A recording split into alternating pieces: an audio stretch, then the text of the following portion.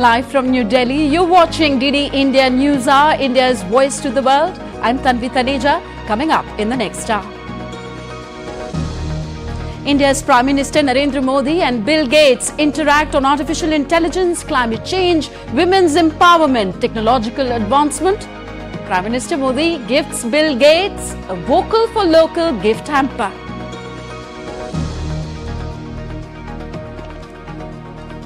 Russia blocks renewal of North Korea's sanctions monitors. China abstains. The remaining 13 council members vote in favor. Israeli military says it killed deputy commander of Hezbollah in an attack. Prime Minister Benjamin Netanyahu agrees to send delegations to Egypt and Qatar. And Good Friday observed across the world, carrying wooden crosses and singing hymns. Christians hold a procession in the old city of Jerusalem.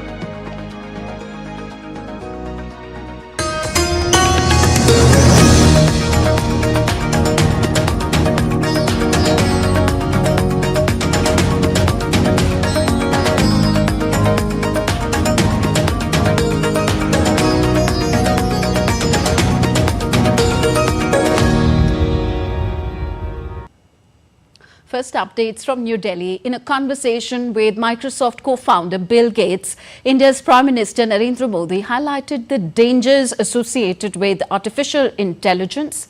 The Indian Prime Minister called for establishing some do's and don'ts for using artificial technology. A report. India's Prime Minister Narendra Modi had a special guest on Friday. It was none other than Microsoft co-founder Bill Gates. Great to see you. Welcome. Both discussed a wide range of issues starting from artificial intelligence to combat climate change in a freewheeling conversation at Prime Minister's residence. Ready? Gates hailed India's technological strides and digital governance. Indians not only... He asked Prime Minister Modi what technological advancements of the country excited him the most. Excited about health, agriculture and education. मैंने जो आरोग्य मंदिर बना है 2 लाख आरोग्य मंदिर आयुष्मान आरोग्य मंदिर विलेजेस में ये जो मेरे हेल्थ सेंटर है उनको मैं डायरेक्टली मॉडर्न टेक्नोलॉजी से बेस्ट हॉस्पिटल के साथ उनको जोड़ देता हूँ मैं बच्चों को बेस्ट एजुकेशन पहुंचाना चाहता हूँ टीचर की जो कमियां हैं उसको मैं टेक्नोलॉजी से भरना चाहता हूँ The Prime Minister stressed on the importance of extending digital facilities to all villages. He said that digital public infrastructure is a pillar of bridging rural-urban divide. one of the themes I think India brings to technology is that it should be available for everyone, actually lifting up those who need it the most. जब मैं दुनिया में digital divide की बात सुनता था मैं कहता मेरे देश में मैं सब कुछ नहीं होने दूंगा कि डिजिटल डिवाइड हो और डिजिटल पब्लिक इंफ्रास्ट्रक्चर ये अपने आप में बहुत बड़ी रिक्वायरमेंट है आज मेरे यहाँ गांवों तक मैं ये डिजिटल फैसिलिटी पहुंचाना चाहता हूँ महिलाएं तुरंत नई चीज़ों को स्वीकार करती है ये मेरा अनुभव है मेरे देश में मैंने एक कार्यक्रम लिया है नमो ड्रोन दीदी इसके पीछे मेरे 2 लक्ष्य हैं एक तो मैं भारत के गांवों में 3 करोड़ महिलाओं को लखपति दीदी बनाना चाहूँ और वो भी एक गरीब परिवार से मैं इन ड्रोन दीदी से इन दिनों बातें करता हूँ उनको इतनी खुशी है वो कहते हैं हमको साइकिल चलाना नहीं आता था आज हम पायलट बन गए हम ड्रोन चला रहे हैं सोचने का तरीका बदल गया है Prime Minister Modi highlighted important measures that should be taken while using artificial intelligence in the contemporary technological world. He said there should be some do's and don'ts for using this technology. AI ने जो challenges खड़ी की हैं, वो मैंने देखा है कि इतनी अच्छी चीज अगर properly train किया बिना किसी के हाथ में दे दी जाए, तो वो misuse होने की संभावना ज्यादा है। मैंने कहा शुरू में हमने कोई भी AI जनरेटेड चीज है तो उस पर आना चाहिए वाटरमार्क कि ये AI जनरेटेड है ताकि कोई मिसगाइड ना हो लेकिन ये हमने कुछ डूज एंड डोंट्स उस पर सीरियसली सोचना पड़ेगा। PM Modi stressed that India is making rapid progress in increasing its renewable energy capacity in areas such as wind and solar energy and wants to move rapidly into nuclear energy and green hydrogen. मुझे बहुत खुशी है कि हम renewable energy के क्षेत्र में बहुत तेजी से आगे बढ़ रहे हैं। सोलर एनर्जी, विंड एनर्जी, हम न्यूक्लियर के अंदर काफी तेजी से आगे बढ़ना चाहते हैं। उसी प्रकार से ग्रीन हाइड्रोजन को हम बहुत तेजी से आगे बढ़ना चाहते हैं। Prime Minister Modi said the jacket he was wearing is made from recycled materials, symbolizing India's commitment to sustainable practices and environmental stewardship. Reuse, recycle, ये हमारे नेचर में है। अब देखिए ये जो जैकेट है ये रिसाइकल मटेरियल का है, लेकिन ये रिसाइकल मटेरियल की भी विशेषता है। इसकी विशेषता ये है जो टेलर के यहाँ कपड़े के टुकड़े निकलते हैं, ये सारा वेस्ट इकट्ठा किया हुआ है। फिर जो पुराने कपड़े हैं उसको भी इसमें लिया हुआ है और 30-40% वेस्ट प्लास्टिक बोतल को लिया हुआ है और उन सबको रिसाइकल करके ये कपड़ा बना है। The Prime Minister put forward the idea of green GDP parameters, saying that the tools currently used to measure economic growth are bad for the climate.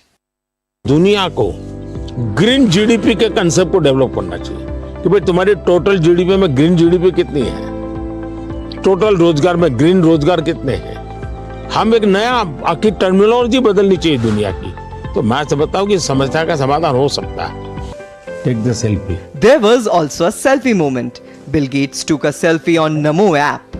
Prime Minister Modi then showed him how the app was able to retrieve old photos from their previous meetings using facial recognition. वो photo में भी अगर मैं दिखता हूँ और आपका 1/10 भी दिखता है, वो भी उसको वो रिकॉग्नाइज करके ले आता है। After the candid conversation, Prime Minister Modi and Bill Gates exchanged gifts.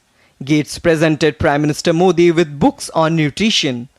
While in a symbolic gesture of promoting local craftsmanship and entrepreneurship, Prime Minister Narendra Modi presented Gates a specially designed Vocal for Local gift hampers. Abhishek Bose for DD India. India's Vice President Jagdeep Dhankar today asserted that India is a democratic nation with a robust judicial system which cannot be compromised by any individual or any group. Describing Indian democracy as unique, the Vice President stated that India does not need lessons from anyone on the rule of law. Addressing the 70th Founders' Day celebrations of the Indian Institute of Public Administration in New Delhi, Vice President Jagdeep Dhankar said that equality before law is a new norm in India today and the law is holding those accountable who hold themselves above the law. We had several aspects that were cause of concern. The world did not regard us even as a developing nation. Our economy was cause of concern for them. Global entities were working as our disciplining authorities. I was witness to this. India's External Affairs Minister Subramaniam Jaishankar held talks with his Ukrainian counterpart Dmytro Kuleba in New Delhi on Friday. Their discussions focused on the ongoing Ukraine-Russia conflict and its wider ramifications. They also exchanged views on global and regional issues. Minister Jaishankar reiterated India's commitment to strengthen the overall relationship, including bilateral cooperation. I'm very glad that despite some of our bilateral mechanisms have also met, I think this has created a certain momentum in our bilateral relationship. Today, after this discussion in the afternoon, we look forward also to the meeting of the Intergovernmental Commission. Next, an update on the Indian Navy's maritime operation. As the Indian Navy remains committed to ensuring maritime security in the Arabian Sea region, it responded it responded to a piracy attack based on reports of a potential incident aboard the Iranian fishing vessel AI Qamar 786 late evening on Thursday. 2 Indian naval ships deployed in the Arabian Sea for maritime security operations were diverted to intercept the hijacked fishing vessel. At the time of the incident, the Iranian fishing vessel was nearly 90 nautical miles southwest of Socotra and was reported to have been boarded by 9 armed pirates. The hijacked fishing vessel was intercepted on Friday. The Indian Navy is currently conducting an operation to rescue the hijacked fishing vessel and its crew.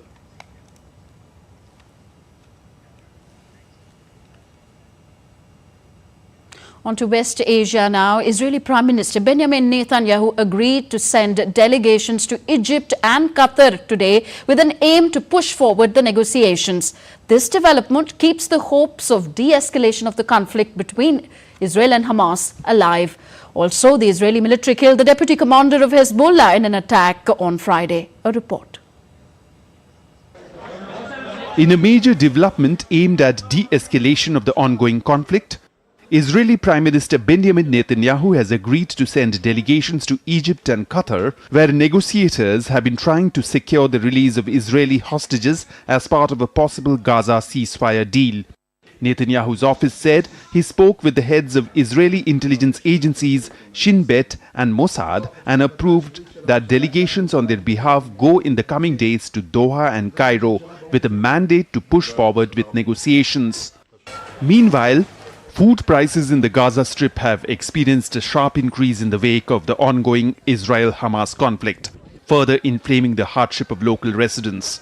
Since the outbreak of the conflict, Israel has implemented comprehensive blockade on the Gaza Strip, allowing entry of only a small number of trucks carrying aid supplies, resulting in an extreme shortage of supplies. We have no food, nothing to eat.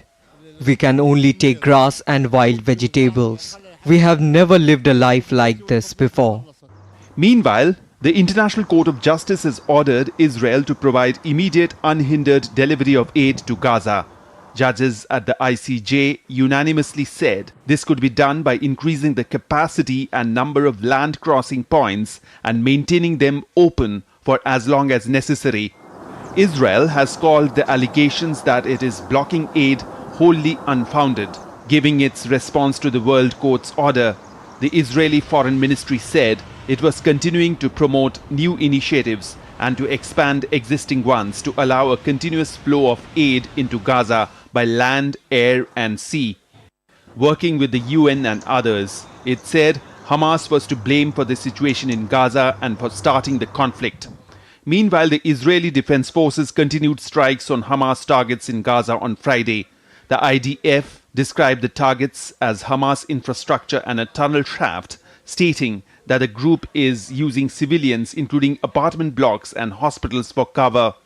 The IDF also conducted airstrikes on Lebanon on Friday and killed the deputy commander of Hezbollah's rocket and missiles unit, reportedly responsible for conducting and planning attacks against Israeli civilians. Bureau Report, DD India. And next, DD India's Alex Cadier has more on the updates on the Israel-Hamas conflict.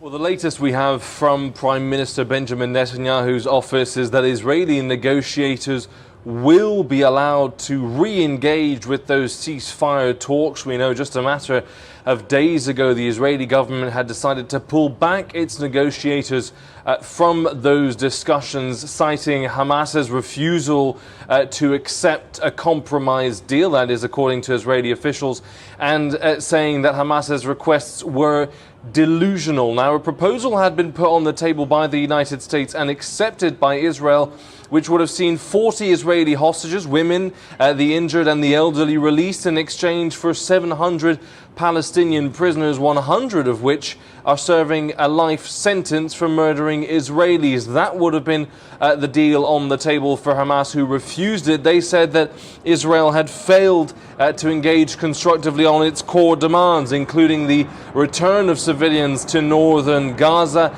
a permanent or comprehensive ceasefire, as Hamas calls it, and the full withdrawal of Israeli troops from the Gaza Strip. Now, those would have been inconceivable for Israel, who we understand is now sending negotiators back to Cairo for a one-day discussion. Ronan Bar, the head of Shin Bet, the Israeli security agency, and David Barnea, the head of the intelligence agency, the Mossad, will both be traveling. Now, the big question will be whether or not Prime Minister Netanyahu and the War Cabinet will have given them a sufficiently large remit to negotiate a new deal with Hamas. That we will only see in the next few days. Alex Kadier in Tel Aviv reporting for DD India. You're watching DD India News Hour, still to come on the show. With the first phase of India's general election just less than a month away, we bring you the hustle-bustle of campaigning and the poll pitches of different parties. And for those of you who think grass is not greener on any side, we bring you details of the choice of Nota or none of the above in the Indian polls.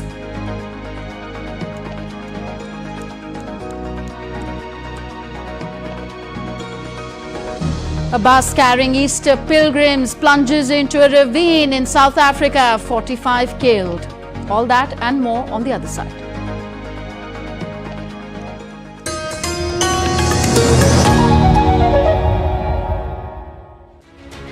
As the cycle of accountability returns, the time has come when the biggest democracy chooses to write another chapter in its glorious history.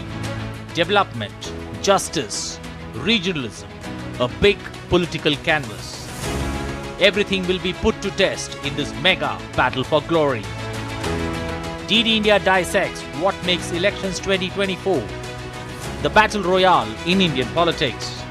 Data and analysis free from bias to help you understand why India matters. The Great Indian Election on weekdays at 8:30 p.m. only on DD India.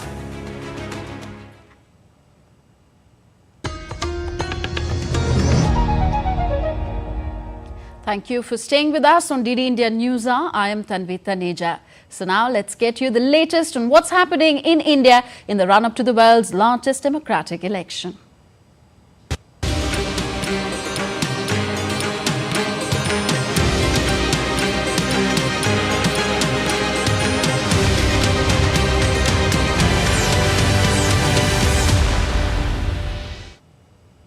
So with the first phase of Indian general election less than a month away now, the hustle-bustle of campaigning by different political parties is gaining momentum. The RJD, the Congress and the left parties agreed on a seat-sharing deal in Bihar today, while the BJP said that it is confident that it will win the elections based on the work it has done. With the start of the 7-phase Lok Sabha polls just less than a month away, campaigning has gained momentum in different parts of the country. India's Prime Minister Narendra Modi interacted with BJP workers in Tamil Nadu via the Namo app on Friday. The interaction aimed to boost the morale of the BJP workers ahead of the general election. In his interaction, the Prime Minister said that the BJP is working on a model of women-led development. The party is committed to making India the third largest economy in the world. He said that women will play a crucial role in a developed India.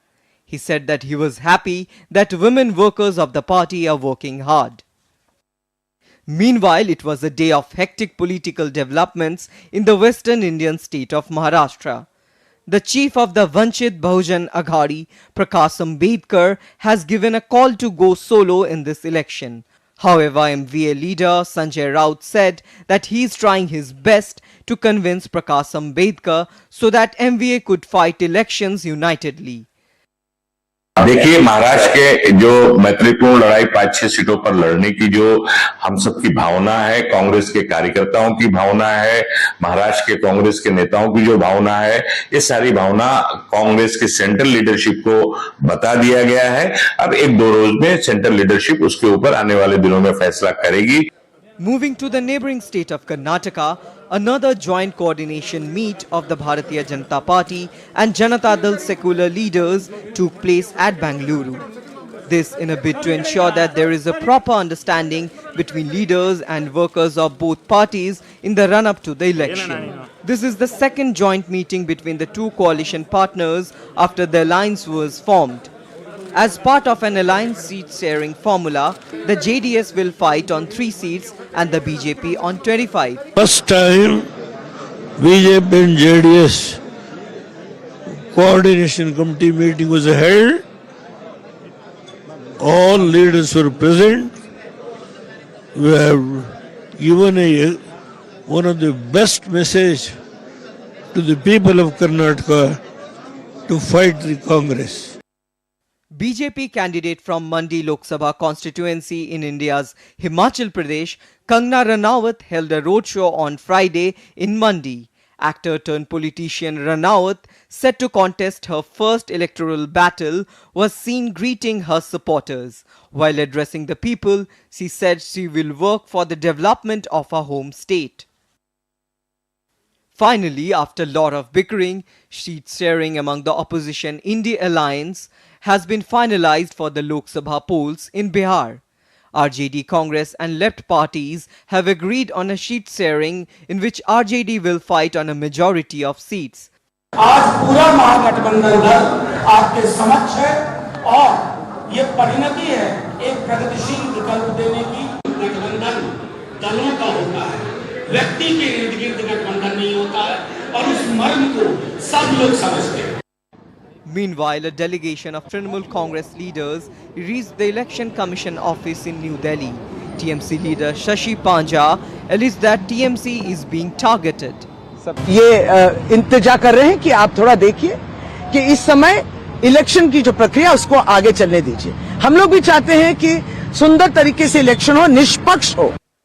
Notwithstanding the acrimony and rhetoric seen during campaigning by both the ruling and opposition parties, as the nation is all set for the general elections, it appears to be an interesting contest for the largest democratic exercise in history. Leaders of various political parties have hit the campaign trail, making all efforts to win over the voters. Bureau Report, DD India.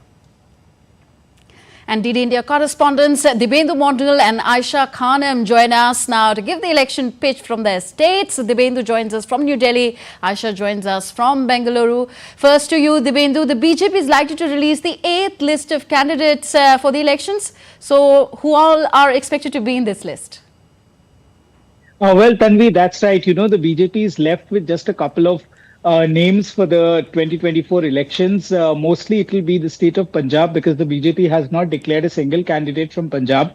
Why? Because there were negotiations going on with the Shiromani Akali Dal and the BJP, but however that fell off and the BJP is going to contest all alone this time in Punjab. So therefore all the seats of Punjab is expected to be declared. There are a couple of seats left from Odisha as well as from West Bengal. The BJP is expected to name some star candidates from the state of Punjab and also some from Bengal.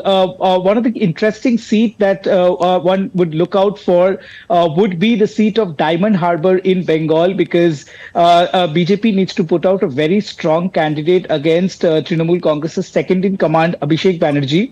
And the BJP has still not declared that seat yet. So, of course, the BJP is carefully trading its waters this time around because for them, the Bengal is a very important state and they are expecting to win about 22 to 23 seats from that state. So, of course, apart from Punjab, it will also be Odisha's, assembly seats that will be declared by the BJP. Remember, BJD and BJP also tried to stitch an alliance together.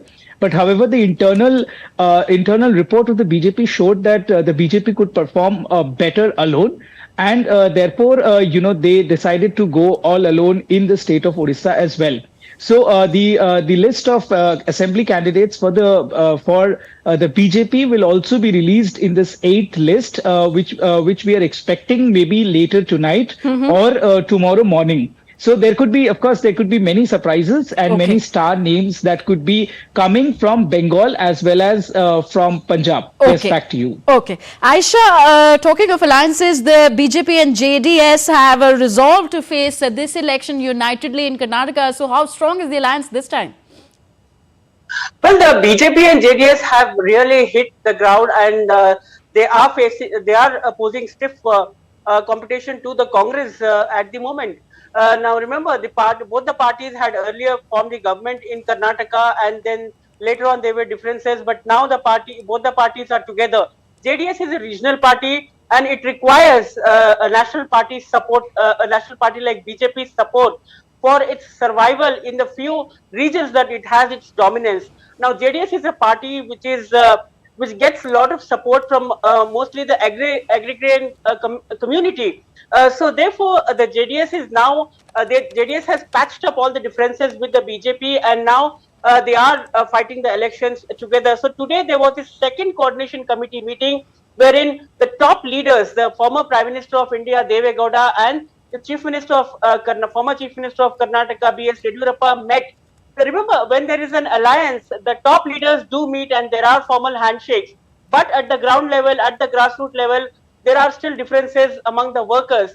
So this was important to show that the workers should unite, they should work together as NDA candidates, because JDS and BJP workers had some clashes in some regions. So therefore, this meeting was held to iron out all the differences and cement the togetherness of these two party workers at the ground level. So the parties have succeeded in posing a tough challenge to the Congress, especially in the old Mysore region, wherein Kumaraswamy, the former Chief Minister of Karnataka, will be contesting. And this is the region where BJP is hoping to make inroads. So this is where it helps for both the allies to work together and give a united fight against the Congress in the state, which is the ruling party. All right. So we will see heated campaigning in the days ahead. Thank you very much, Aisha Khanam and Devendu Mondal, for joining us on NewsNight.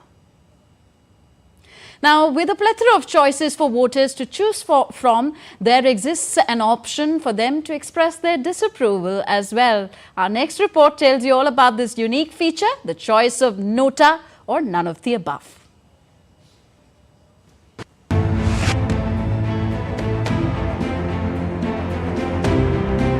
India is the largest democracy in the world, and in the true sense of democracy, voter is the king. With India being a multi-party system, the choices before a voter range from the representatives of various political parties and independents. But if none appeals, he or she can register that choice too, the option of none of the above or Nota.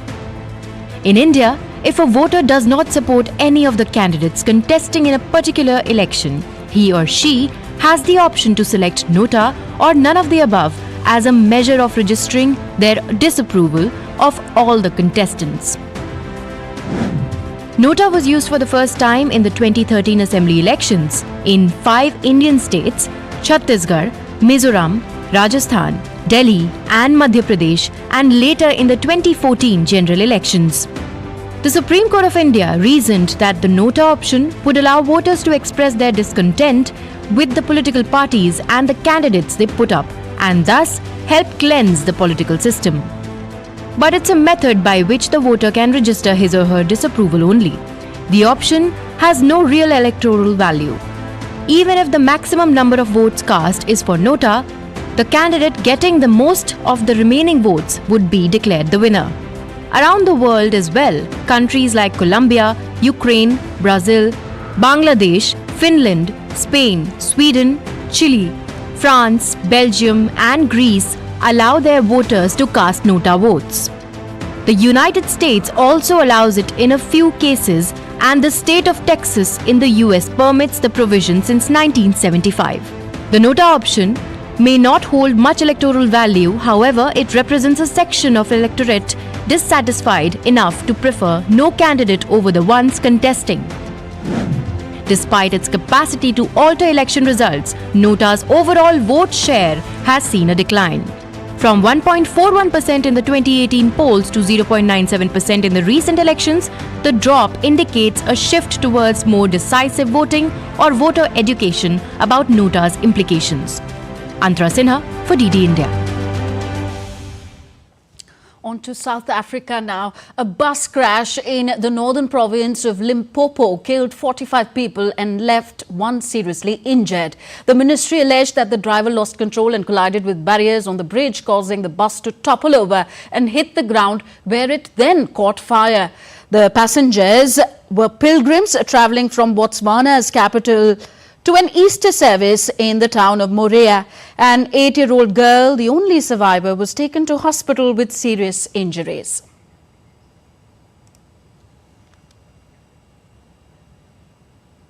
Still to come on DD India News Hour.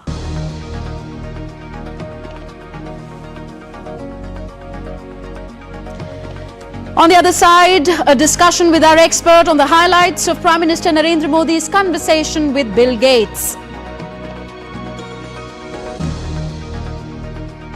The US takes steps to stem the flow of technology to Russia. The steps an attempt to block items being used in advanced weaponry to power Russia's war with Ukraine. And the India-Mozambique-Tanzania trilateral maritime exercise concludes in Mozambique on Friday.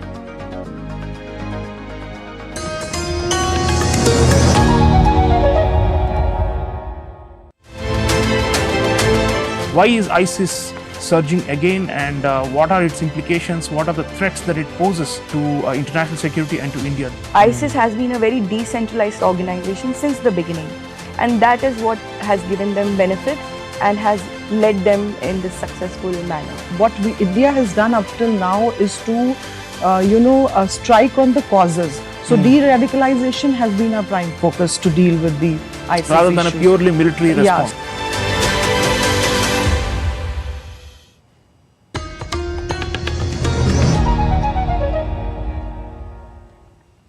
Welcome back. You're watching DD India News Hour. I am Tanvi Taneja. A quick look at our top stories. India's Prime Minister Narendra Modi and Bill Gates interact on AI, climate change, women's empowerment, technological advancement. Prime Minister Narendra Modi gifts Bill Gates a vocal for local gift hamper. Russia blocks renewal of North Korea sanctions monitors. China abstains. The remaining 13 council members vote in favour. Israeli military says it killed deputy commander of Hezbollah in attack. Prime Minister Benjamin Netanyahu agrees to send delegations to Egypt and Qatar.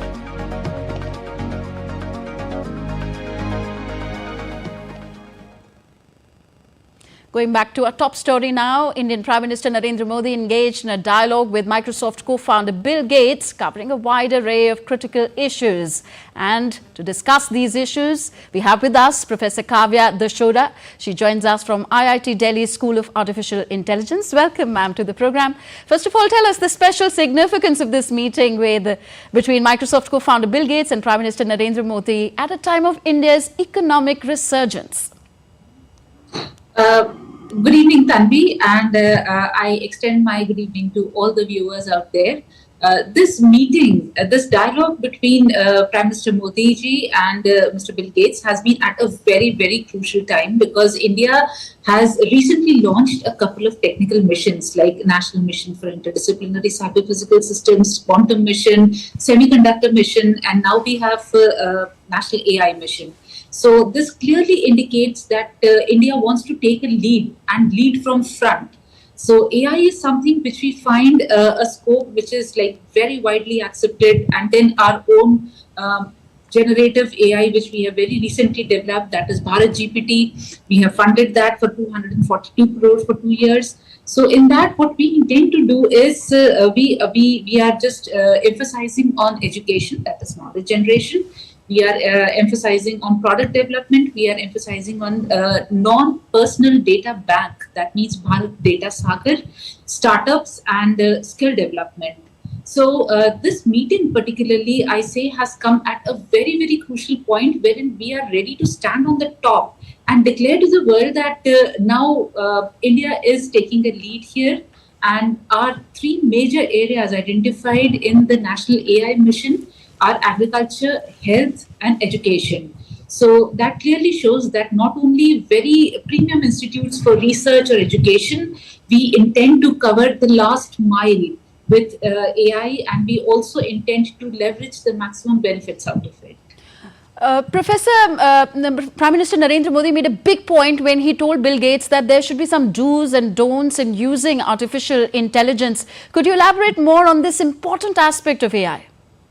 Yeah, actually, like any other technology, artificial intelligence can be, as it can be used, it can be equally misused. So when Prime Minister says he just raises the flag, the concern, he also brings on board, he also brings on table the reforms, or rather the regulations in National AI Mission. That is called, he has really made sure that we are having ethical AI. So we have seen a lot of cases coming up very recently about deep fakes, and these are like, they can be very detrimental for a democratic country, for a financial institution, for interpersonal relationships. So deepfake is something which really the AI segment needs to be taken care of, and this is something is going to escalate from here. Deepfake have been here for quite a while now, but with internet available everywhere and people are getting more and more aware, the chances are there it can be misused. So once we are launching launching National Mission on AI, it is equally important that we guard it or we fortify it with due norms, due penalties, and due regulations. And the National AI Mission actually brings it on board. So this is a kind of a red flag which he has highlighted, that the technology should not be unleashed unprotected. PM Modi also stressed on the idea of green GDP parameters today. Could you tell us a bit more on the importance of green GDP parameters at a time when the world is deeply concerned about global warming? Yeah, actually, when we say that the world is getting smaller and the supply chains, the value chains need to be connected very thoroughly. So it should not be just at the cost of the planet. While we are saving a lot of resources, while we are saving a lot of papers by putting everything digital, we have to go by many other greener mechanisms for manufacturing sector, for production, for supply chain. And like we have a monetary GDP, the production GDP, at the same time, we should also be having how much eco-friendly ways have been deployed or how much eco-friendly technologies have been deployed. So this green GDP is a new concept wherein we intend to be very responsible when we are trying to develop economies, when we are trying to just go overboard, when we are trying to be very inclusive, we have to include the planet as a part of our sustainability missions. A word on Prime Minister Narendra Modi showing his personal commitment to environmental protection by wearing a jacket made from recycled materials. Yes, and Prime Minister, like we have also seen him a couple of times that he uses a lot of, he puts a lot of emphasis on recycling, on nature inclusion, on greener ways to do. And when India's GDP, like we are just claiming our position there in top 3 economies of the world, it is obvious that we are also doing it in a very sustainable way, in a very eco-friendly way. And we are being a very responsible economy. We just don't want to exploit the resources. We want to do it in a way that we use as per the requirement, but we also keep it for future generations to come. Thank you, Professor Kavita, for sparing your time with us and shedding light on these discussions between Bill Gates and PM Modi. Thank you. All right. Now, Polish and Allied aircraft were activated on Friday after Russia launched missile strikes on Ukraine. The strikes were witnessed in Dnipro and Ivano-Frankivsk, both of which fall in the southeastern part of Ukraine, bordering Poland. A Russian cruise missile entered Polish airspace for 39 seconds during a major missile and drone attack against Ukraine on March 24th. The Polish military said that it did not shoot down the plane because doing so would pose a risk to local civilians. The US is continuously trying to stem the flow of technology to Russia for weapons. In its newest bid, US companies are being asked to stop shipping goods to 600 foreign parties over fears that the items could be diverted to Russia for use in its war effort with Ukraine. The US Department of Commerce sent letters in recent weeks to at least 20 companies with this warning. Russia has vetoed the renewal of a United Nations panel of experts monitoring North Korea's compliance with international sanctions. Russia's move follows accusations from the United States, South Korea and others that Pyongyang is supplying Moscow with weapons to use in its conflict with Ukraine. South Korea termed Russia's decision as irresponsible, while the US State Department called it reckless and one that undermined international peace and security. The United States is deeply disappointed by Russia's veto of the United Nations Security Council's 1718 Committee Panel of Experts mandate renewal. We are also disappointed that the People's Republic of China decided to abstain after 14 years of supporting this important mandate. For the past 15 years, the 1718 Committee Panel of Experts has been the gold standard for providing fact-based, independent analysis and recommendations on the implementation of UN sanctions on the DPRK. Kremlin spokesperson Dmitry Peskov said that Russia's veto against North Korea sanctions monitors is in Russia's own interest. Russia's decision to veto and block the mandate of the UN Security Council of experts who monitor the enforcement of sanctions against North Korea. Does this mean the Russian policy in enforcing these sanctions has changed? Such a position is more in line with our interest. The talk was about a group of experts.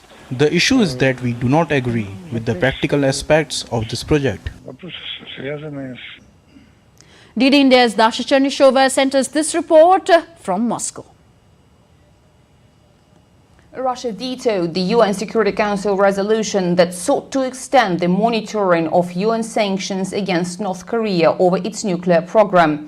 Moscow says its veto comes as old approaches to solving the problem on the Korean peninsula have yielded no results and will not improve the security situation in the region.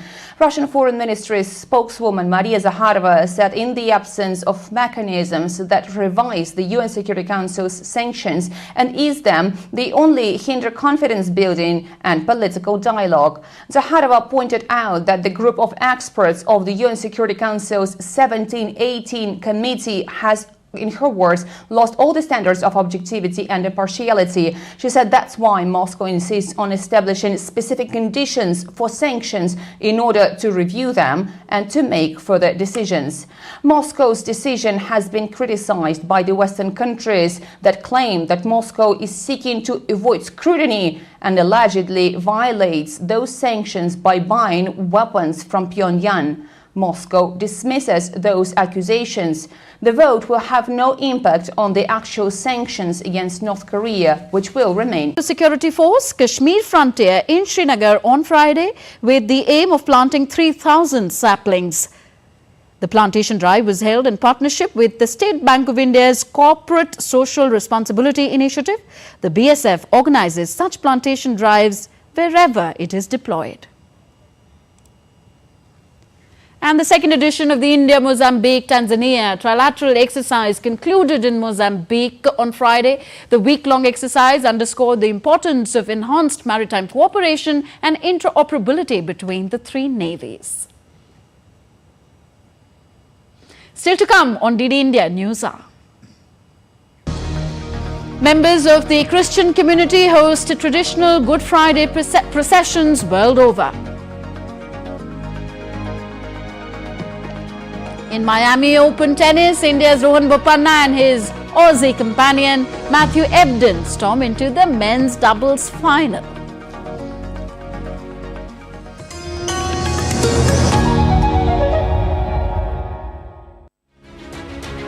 As a cycle of accountability returns, the time has come when the biggest democracy chooses to write another chapter in its glorious history.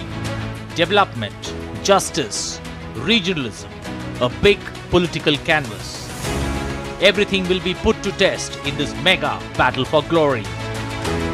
DD India dissects what makes elections 2024 the battle royale in Indian politics. Data and analysis free from bias to help you understand why India matters. The Great Indian Election on weekdays at 8:30 p.m. only on DD India.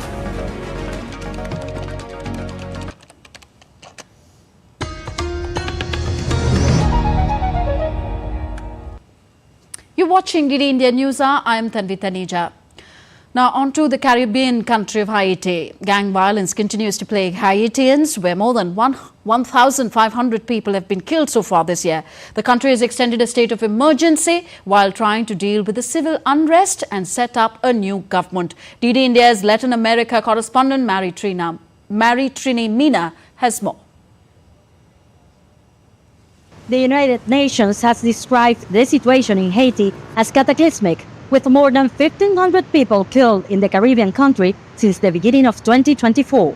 The UN's High Commissioner for Human Rights, Volker Turk, said on Thursday that all these practices are outrageous and must stop at once. The most recent UN report says some 4,500 people died last year. Since February this year, Haiti has been facing a political and security crisis as rival gangs battle for control. Criminal organizations have attacked strategic locations such as the international airport and police stations and blocked main roads, preventing the distribution of food and essentials across the capital Port-au-Prince.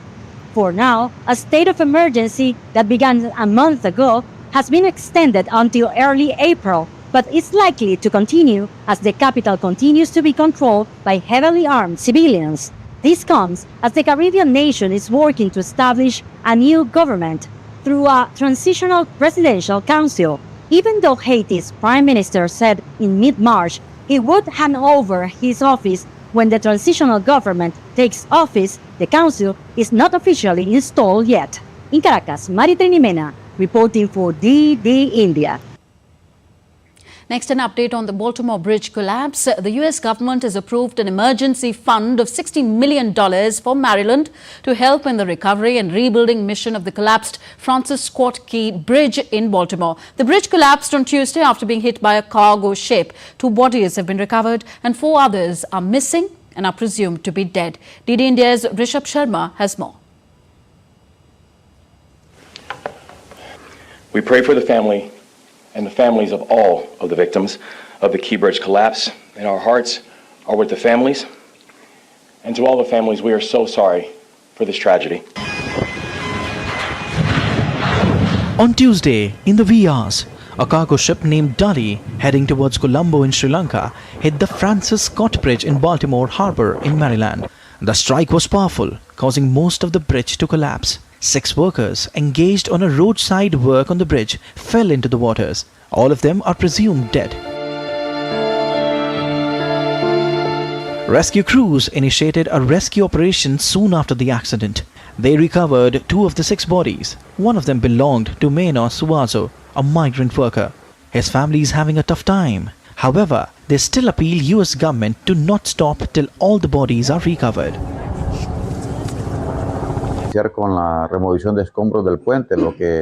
We understand that the US government is losing millions of dollars because the boats are not moving.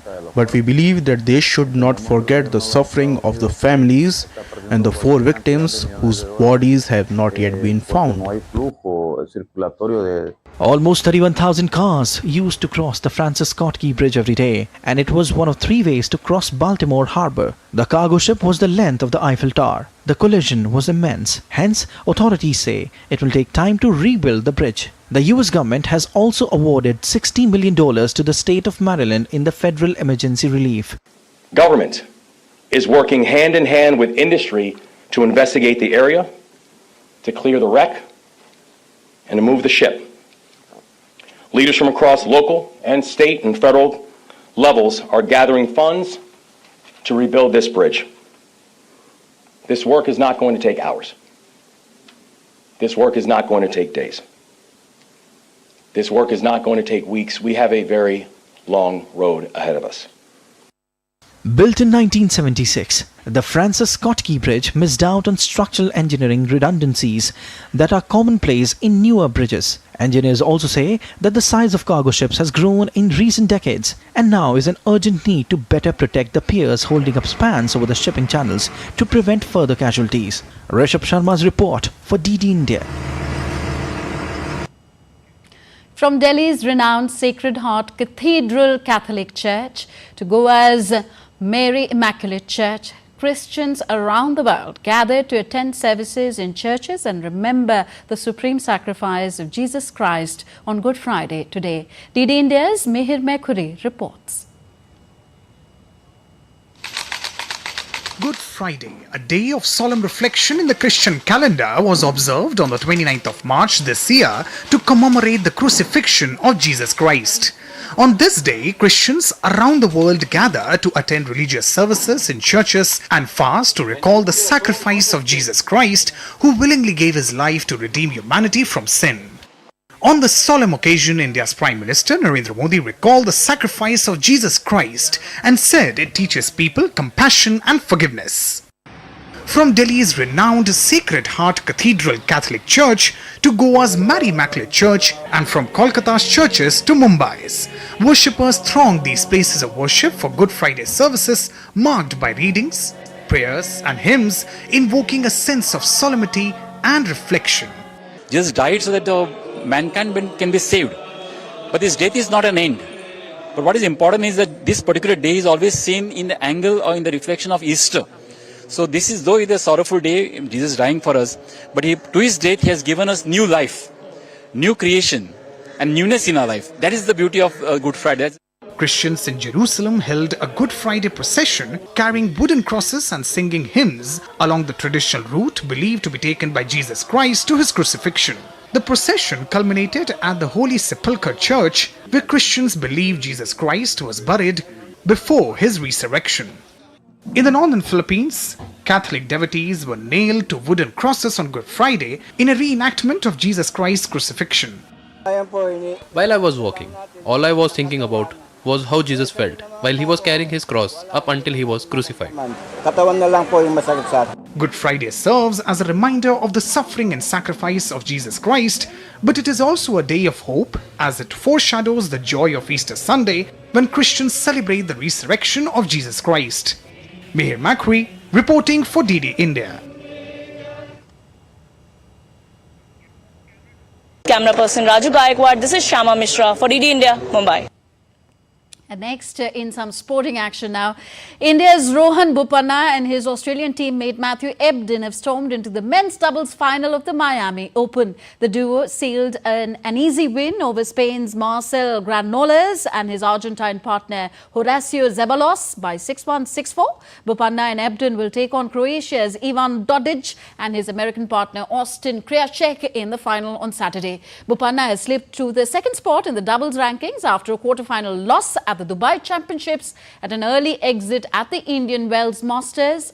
Following the Australian Open triumph, the 44-year-old Bopanna had climbed to the world number one spot in the ATP rankings, becoming the oldest player to do so.